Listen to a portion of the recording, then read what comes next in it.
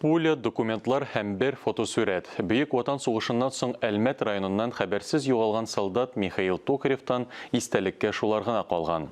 Җиңүдән соң 75 ел узгач, бу бәһәсез атрибутлар геройның туганнан туганына тапшырылды. Кызыл армия солдатының истабарлары һәм рәхмәтле туганнарының тантаналы очрашуы Туган якны өйрәнү музеенда узды.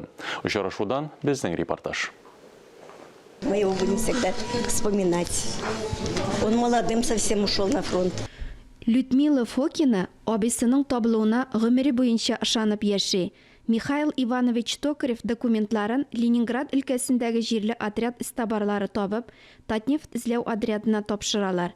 Эш шуның белән туктатылмаган. Истабарлар берничә ай дәвамында сугышчының туганнарын эзләгән, каһарман турында мәгълүматлар табылгач, туганнарының күңеле тынычланган. Сугышчының җирләнгән урыны билгеле. Туганнары тыныч күңел белән Невский җирлегенә бара ала. Анда һәлак булучылар истәлегенә зур мемориал куелган. Истабарлар 60-нчы гвардия укчылар дивизиясының кече сержанты адресы язылган хатны таба. Михаил Токарев Татарстанның Актаныш районы Илтен Бота авылында туган. Ул 1943 елның 23 июлендә һәлак була. 20 яшьлек егетнең гомере кыска була. Фотосурәт, 2 пуля һәм хат. Аннан шушы ядкәрләр генә кала.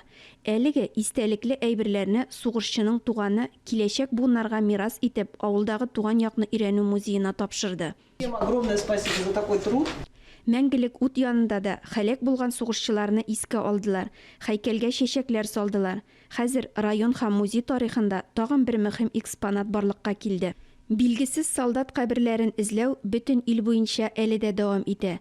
Хәбәрсез югалган дип саналган меңнәрчә сугышчы инде җирләнгән, күп кенә исемнәр яңадан торгызылган. Солдатларның туганнары аларның кайда сугышканы, һәлак булган урыннарын белде. Батырлар даны онытылмый. Ул мәңгелек. Ләлә Зайнуллина, Татарстан яңалыклары, Әлмәт районы.